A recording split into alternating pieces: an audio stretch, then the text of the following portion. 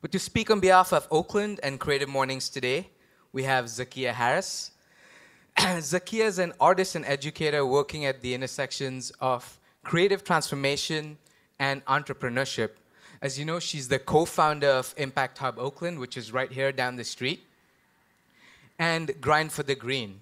She's the Chief Education Officer of Hack the Hood, which is on International Boulevard, not too far from where I live. And in her spare time, when she's not working, she loves singing and cooking for her daughter, who's 10. So without further ado, please give a big hand and welcome to stage Zakiya Harris.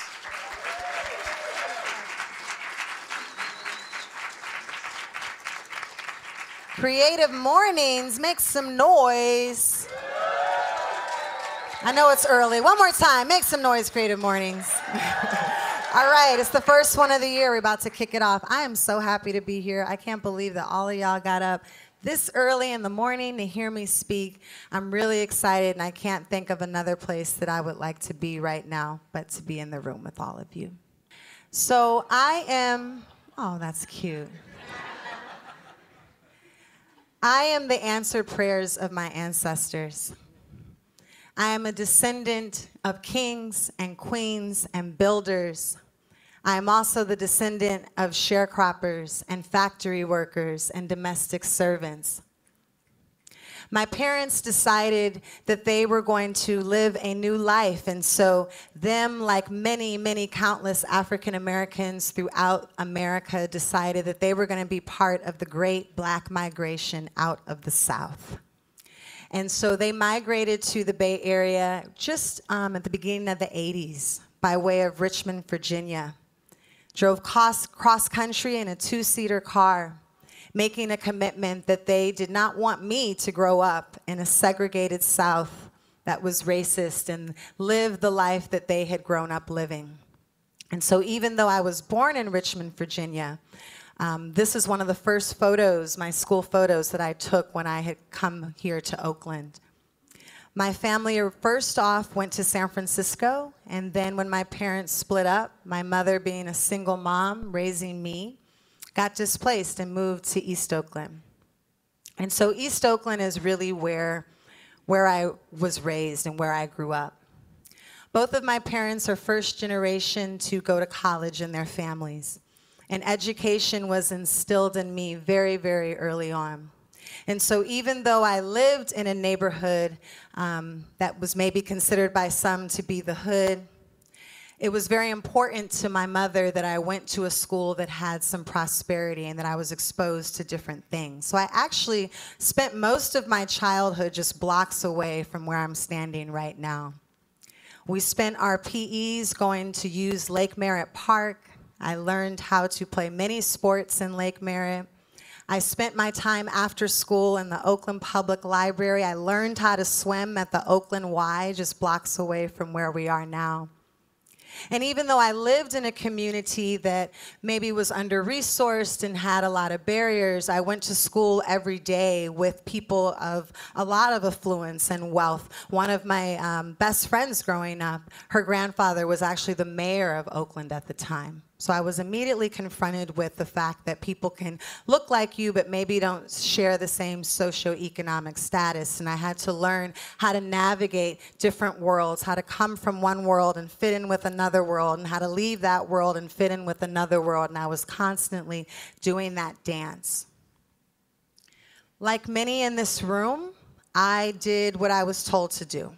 I was going to try to reach the American dream, right, by checking off all of those to-do boxes that everybody told me to do. Go to college, get a job, be part of this nuclear family, buy a house, have a kid, and I did all that. And to many, I looked like, you know, the semblance of like an upwardly mobile, successful, pro-Black family. Everything was going well. The only thing that was going wrong was the fact that I was completely miserable. I was completely unhappy. I had all of these things, but none of them fed my soul. I was showing up as one person at work, and I was showing up at another person at home, and I was showing up as another person creatively with my artistic friends. Then there was this other spiritual side of me that wanted to come out, and I didn't really know how to integrate all those people. And they didn't really get along with each other. They all had like different missions and different priorities, and I was trying to reconcile all these different personalities and parts of my being. And when I would daydream, I would see this other person, and she was like bad. She kind of looks like me. She was like fearless. She was bold. She knew who she was. She stood in her power. She brought her gifts to the world. And I was like, I want to be her. I want to be that badass person. But when I would wake up out of my daydream, it was like the program of all the reasons I couldn't be that person would start kicking in. Anybody ever had that? Like, oh no, I could never be that person. And how would that fit with this? And I can't really do that. And that doesn't fit into my job or my life or my relationship. Like it just wasn't fitting in. So I just kind of put my hands up and I asked the universe to help me. And I said, you know, I want to be my authentic self. I want my light to shine. I need help. So a teacher appeared, and her name is the element of water. And we know that water makes up the majority of our planet. Water makes up the majority of all of us. We are comprised mostly of water. Water is feminine in nature. Water is a creative force. If you put water in a vessel, water takes the shape of that vessel. If I were to pour water on the floor, water takes the shape of the floor. Water is always taking the shape of any form that it's part of. It's not fighting. Water always seeks the path of least resistance. And when I was confronted with my own identity, my own sense of self, that's literally all I had to hold on to. Because words like homeowner didn't apply to me anymore. Words like married didn't apply. Words like having a job didn't apply, right? So who was I? Who was this essence of who I was when all of these other parts were being stripped? And I realized I'm water. That's who I am. That's my essence. And that's really where this mantra of shape-shifting was born within me. This notion of always being able to be my divine essence, knowing that life is coming at me, all these trials or tribulations are coming at me, but I just get to shift and be like water and flow through it. And I'm just going to keep going. I'm going to allow it to be the momentum for who I am. It's just like I can't stop because I'm still shape-shifting, right? I'm still moving. I still got bills to pay. I still have a child looking at me every day, wondering what we're going to do, where we're going to live. I still got to keep going. And so that is where this notion of shape-shifting, being in your divine essence, being in the flow, being able to take a note from the element of water. And what's really interesting about water is when you keep going down, there's water and there's deep water, right? Like that real deep water. And if you keep going deeper and deeper and deeper and deeper and deeper into deep water, it's just dark and black. This is actually a slide of Blackness. And I want to stay here because Blackness is just powerful. The darkness is just powerful. And when we think of the darkness, we think of this notion of the unknown, right? That can't completely be described. Like we know some of what's there, but we don't really know everything that's like all deep, deep down. We have guesses, we try to figure it out, but there's this mysterious part of darkness that we just have to surrender to. And what's also interesting about the darkness is that every single one of us in this room was birthed in darkness. All life, we began in the womb of our mothers, which was dark. right? Every single plant that you put in the ground starts in darkness, starts in blackness, starts in this place of what can't all the way be seen. You don't have the opportunity, once you plant a seed and you cover it up with your soil, you can't watch it grow. You can watch it come into the light. But when it's underneath the surface of the earth, it's just there. And we know that just like there's cycles of nature and that we are all nature, we are all part of an ecosystem in action. We are life, right? That just like there's the macrocosm for life, there's the microcosm. And every single one of you in this room is part of that microcosm. So in our physical bodies, the darkness manifests in our root chakra. Right? Chakras are energy centers. They are from where all energy flows. So you can't get to the light without first going through the darkness. The only reason you know what light looks like is because you were first in darkness. And so the root chakra controls your sense of stability, your sense of security, your sense of identity, your sense of being grounded and rooted in something. And when you're not grounded and rooted in something, the biggest feeling that you feel is fear. And I think that this is such an interesting concept because we live in a society that is terrified of darkness, terrified of what they can't see, define, measure, hold, terrified of what's not tangible. Right? So we live in a society that has spent thousands and thousands of years creating more tangible things. Every single one of us in this room has too much stuff in our homes, too much stuff in our closets, too many tangible things on the planet. So many tangible things that now we're destroying the planet with all of our things. So many tangible things that now we're destroying the earth, we're destroying the water with all of our things, we're contaminating life with all of our things. We can't move to the heart place. We can't get the downloads because we're terrified. We're just stuck in this earthly, grounded, rooted, insecure, fearful place. Ask somebody to unplug, if they can't get the Wi-Fi password, if they aren't just focused on all the visual stimuli, people lose it. But that's where all the life comes. That's where all the magic happens. And we're in this dark time. It's a dark time, right? None of us would disagree with that. But the cycle of life, right? The sun rises every day and it goes back to darkness. You were born in the light and then you go back to the earth into the dark.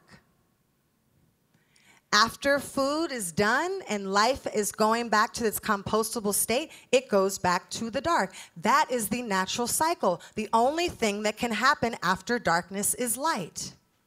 The only thing.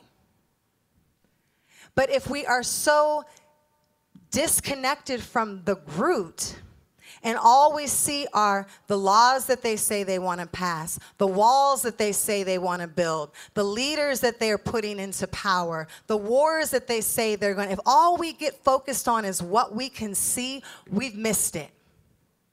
Because we have to understand that despite what you see, something else is happening underneath the surface. That there's something else being born, that there's something else that is going to emerge, but you don't get to watch it grow. So how do you navigate that? How do you navigate this reality of knowing something is bubbling? We can feel it. We can all feel it in our bodies, but none of us know what it's going to look like when we get through the other side. We don't know what the other side is going to look like. And one of my teachers said, we have to be able to hospice the old and midwife the new. So we have to allow this death to come and also know that this rebirth is inevitable. It's inevitable. Your success is inevitable. Your victory is inevitable. Don't get caught up in appearances, because the people that programmed you into appearances are the ones that fucked up the planet in the first place.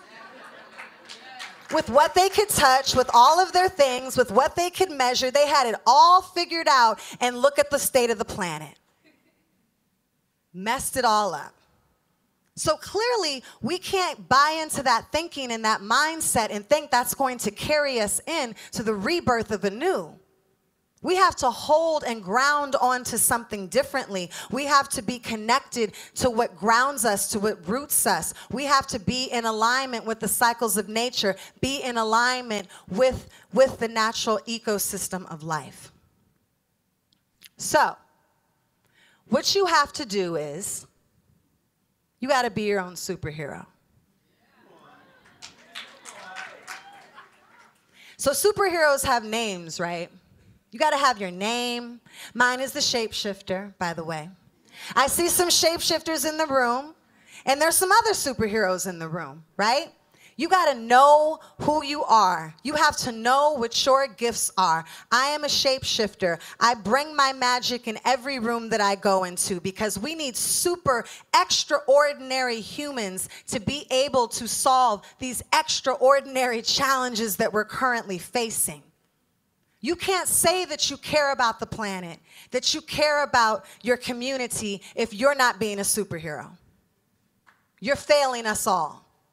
Every single one of you in this room holds one piece of a whole. And when you don't bring all your magic boldly, superheroes is bold. They got full-blown costumes, and they're not afraid to wear them.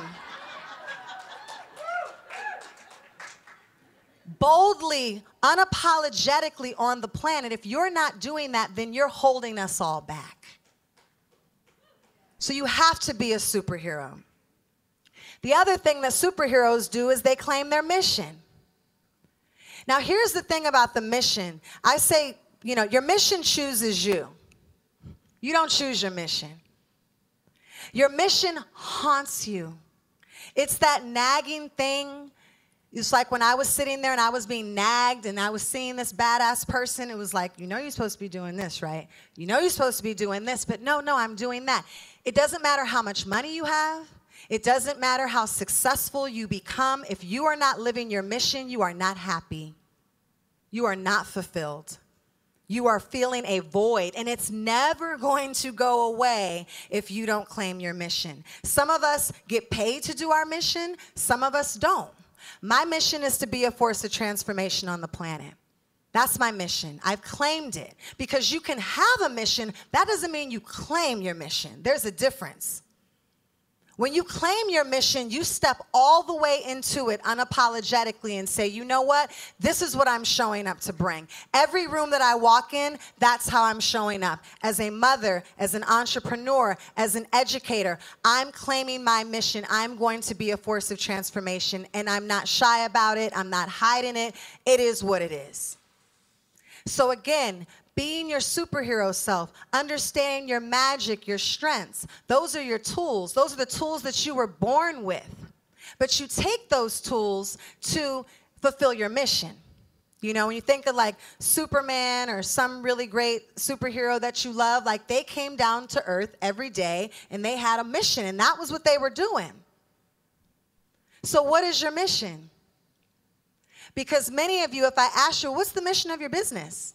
You could rattle it off. What's the mission of the company that you work with? You could rattle it off. But no, I'm asking you, what is your personal mission and purpose for being on the planet? Many of us can't answer that question. Figure it out and then claim it. And build your tribe. And the way I put these in this order is because if you are being your superhero self and you've claimed your mission, your tribe will actually find you. You don't really have to do no work for that. We're tribe in this room right now. You guys went online. You could have got a ticket. You could have not. You could have been many places today. But for whatever reason, we chose to magnetize and be in each other's company right here for a divine purpose and for a divine reason. And that's how your tribe goes. When you're staying in your power and you're being your most authentic self, Your tribe is just going to come to you. You're going to find each other. You've got your superhero powers, but they've got other powers that you don't have. And together, you guys are going to fulfill an even greater mission that we only can do together. Because one thing that is abundantly, abundantly clear about the days that we are living in, none of us are going to have success alone. Everything we do from this moment forward is about the tribe. And here's the other thing. The people who don't really get down with your tribe, they will fade away. You won't have to uninvite them. There'll be no room for them because you'll be too much in your power and too much as part of who you are. So your tribe are the people who see you as your superhero self, even if you haven't got there yet. When I was broke and unemployed and homeless, my tribes already saw my superhero. They hold you up. They see the absolute highest in who you are. They don't make you feel insecure. They nurture you. They fulfill you. They call you into your greatness, and they hold you accountable. They don't let you play small. They don't let you be mediocre. That is the purpose of a tribe. And if you're not flowing with your tribe, you ain't gonna make it. You will not survive. You don't have time and energy to just be with any old people doing any old things, because that's the result you're going to get. So build your tribe. So be a superhero, claim your mission, build your tribe. And I know that it looks hard right now, right? Because we're watching this death. We're watching this complete system fall apart. And I had my daughter naturally at home, and one of my sisters, when I was talking to her about giving birth, she was like, you know, a part of you will have to die for you to have new life come through. And she said a lot of women who have problems with birth or long births is because they just can't surrender to that. You got to give it up. We're still trying to hold on to what we can touch and what we can see. And you got to let all that go and trust that deep, deep, deep, deep, deep within the depths of your soul, something new is begging to emerge. So that's your homework. Are you guys ready for that? Yes. 2 people? It's okay. All right, so we're going to keep it moving. And I have a little song. Oh, not yet. All right, take 2, take 2. Take 2. Don't clap if you can't clap off beat, but it's all good. 1, 2, 1, 2. Check it. Yo. The veil is lifting. Stand true. No matter what they say or do.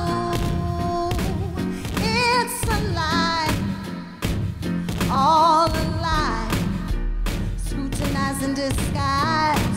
I see it all up in their eyes. We are the ones we've been waiting for. May lose the battle, but we're winning the war. My people, get ready, we've been here before, but this time we're gonna win. We are the ones we've been waiting for. May lose the battle, but we're winning the war. My people, stay strong, we've been here before, and this time we're gonna win. But did you know after the darkness comes the light? Did you know after the darkness comes the light? You are the spark, time to ignite. Know after the darkness comes. And did you know after the darkness comes the light? Did you know after the darkness comes the light? Ain't a competition, this is my birthright. And let it be easy, let it feel good, and let it fall down. Let me adjust my crown. Let it be full.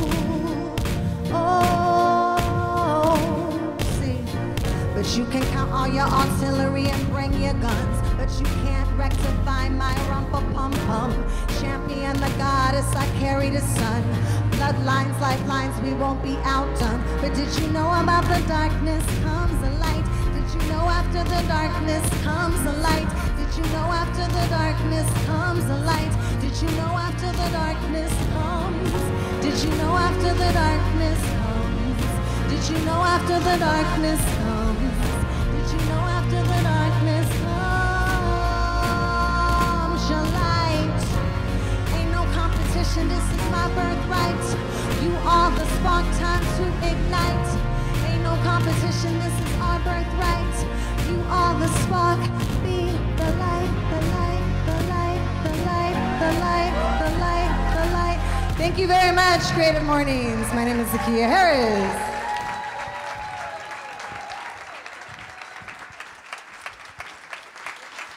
Please give it up to Zakiya Harris.